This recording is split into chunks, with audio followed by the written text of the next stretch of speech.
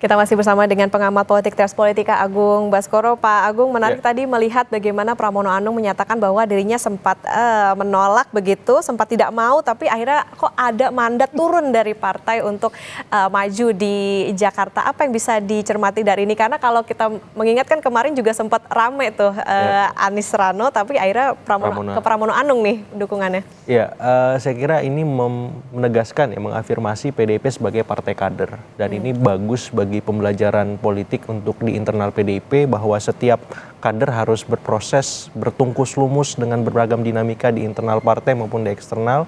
Supaya apa? Supaya partai bisa memberikan penugasan-penugasan yang strategis, yang optimal untuk memperkuat branding partai yang memang sebagai partai kader.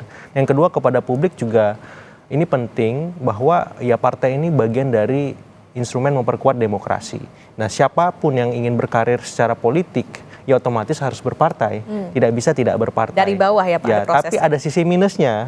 Karena ini era politik modern di mana pendekatan kepartaian tadi, pendekatan soal akseptabilitas penerimaan di internal maupun di eksternal, kemudian sedikit banyak harus bersanding dengan namanya elektabilitas.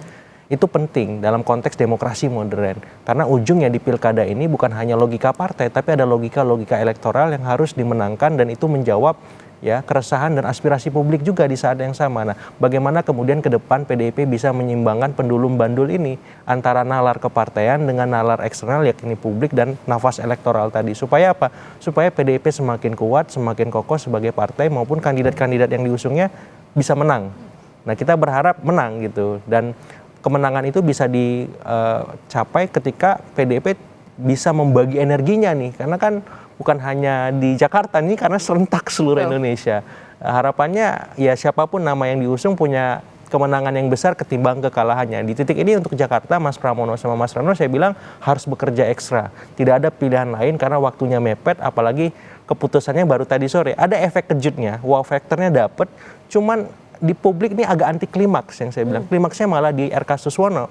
Nah, ini bahaya. Bagaimana membalik logika publik tadi yang kemudian bisa berharap bahwa Pramono Rano ini memang punya wow factor, elemen of surprise-nya banyak karena orang baru, dan harapannya sedikit banyak lama-lama namanya bisa terbaca di survei, Mas Pram. Gitu, karena ini tugas yang tidak mudah, tapi saya kira dengan posisi ya lawan ada 3 nih. RK Suswono, Pramono Rano, Dharma Kun gitu. Jadi ada 3 pasang. Saya kira ini petanya terbuka karena petahananya tidak maju. Asumsikan per pagi ini Anies tidak maju, kemudian nama Ahok juga tidak ada gitu. Otomatis petanya terbuka, politiknya dinamis, sehingga siapapun berpotensi. Tinggal bagaimana masing-masing kandidat yang bertarung tadi bisa mengoptimalkan soal tadi, personal brandingnya, programnya, isu-isu yang beredar, dan mesin-mesin kampanye politiknya seperti itu. Mengejutkan itu kata kuncinya, karena tiba-tiba kok jadi Pramono Rano. Terus kalau misalnya dilihat Pak Agung, ini kalau bicara soal elektabilitas tadi yang sempat disebut, sebetulnya kalau elektabilitas keduanya di Jakarta seperti apa sih? Atau justru Pak Agung sendiri melihatnya bahwa ini kok kayaknya kebalik, harusnya Rano yang jadi bakal calon gubernurnya, atau seperti apa? Karena memang secara rekam jejak Mas Rano ini punya pengalaman panjang sebagai kepala daerah. Eksperimentasi politiknya sudah panjang. Sementara Mas Pram itu lebih banyak berkiprah di level nasional. Apakah sebagai sekjen partai, apakah sebagai menteri sekretaris kabinet. Dan menurut saya itu butuh waktu. Nah, sementara di pilkada ini waktunya nggak banyak. Nah, kenapa kemudian opsi Rano Pramono itu lebih menarik ketimbang Pramono Rano? Nah, cuman saya nggak tahu pertimbangan internal di PDIP seperti apa ya. Mungkin karena loyalitas Mas Pram lebih lama ketimbang Mas Rano, itu juga jadi bagian penting. Dan soal chemistry juga, karena Mas Pram ini sekjennya Ibu Mega. Tadi kita dengar 27 tahun relasi beliau sama Ibu Mega, itu luar biasa saya kira.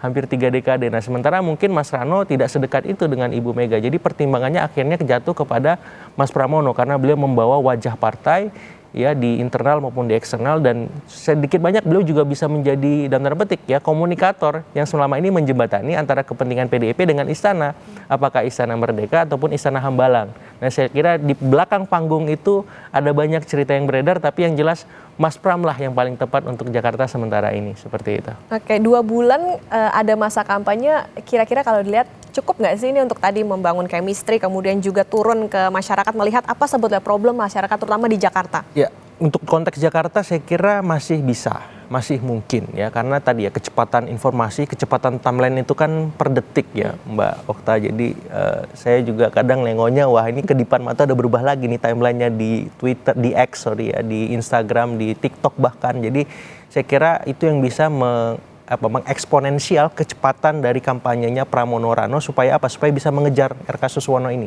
Bagaimana kemudian tadi ya memastikan curug-curug pemilih yang selama ini menjadi basis PKS bisa beralih.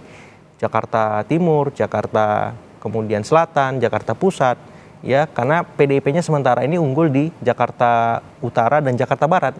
Nah, jadi bagaimana memperluas ceruk itu supaya apa? Supaya kans menangnya Pramono Rano ini membesar, ya dan RK mendapat lawan yang sepadan bersama tadi ya Kundarma seperti itu, sehingga ini menjadi pertarungan yang menarik dan kompetitif dan harapannya ke depan memang saya ingin lebih substantif lagi. Dalam soal visi misi, gagasan dan seterusnya. Jangan sampai ada hal-hal yang kita hindari, soal-soal politik identitas, soal-soal primordialisme yang kemarin mengemuka di 2017. Jadi Mas Pram, Mas Rano itu bertarung gagasan dengan RK dan Suswono soal Jakarta ke depan bagaimana dengan Pak Kundarma. Bagaimana mengatasi macet, bagaimana mengatasi banjir, bagaimana polusi bisa ditekan, bagaimana sampah nggak terlalu banyak gitu. Jadi hal-hal yang di depan mata yang selama ini menjadi masalah akut Jakarta sebagai daerah khusus Jakarta seperti itu. Jangan sampai narasinya kemana-mana nggak jelas sehingga publik akhirnya apolitis kan. Akhirnya ada males deh gitu. Oke, kalau dilihat Pak Agung dari beberapa yang sudah menjabat sebagai gubernur, kemudian juga tentu pertarungan visi misi ini penting gitu untuk bakal calon gubernur dan juga ke gubernur. Tapi ketokohan seperti apa sih sebetulnya yang dibutuhkan terutama di Jakarta ini? Kalau melihat dari sosok-sosok yang sekarang maju, misalnya Pramono Anung maupun juga Rano Karno ataupun juga Darmakun. Iya, pertimbangan yang paling utama kan kita lihat tren pemilih ya. Hari ini ada pemilih milenial maupun Gen Z yang cukup mendominasi sehingga mau tidak mau kandidat harus memahami mindset dan cara mereka berperilaku ya, milenial dan Gen Z ini itu satu. Yang kedua, demografi pemilih di Jakarta ini juga didominasi pemilih-pemilih Islam perkotaan, kemudian kelas menengah terdidik dan secara ekonomi relatif lebih baik dibanding provinsi-provinsi lain. Nah, otomatis problem-problem yang mengemuka ya problem-problem yang dekat dan erat dengan soal-soal yang masyarakat Islam perkotaan ya, soal-soal keagamaan bisa direspon, bagaimana cara berperilaku agamisnya, kemudian soal-soal ekonomi, bagaimana sembako nggak mahal, lapangan kerja terbuka, kemudian soal-soal pendidikan, kesehatan yang bisa terjangkau dan bisa diakses.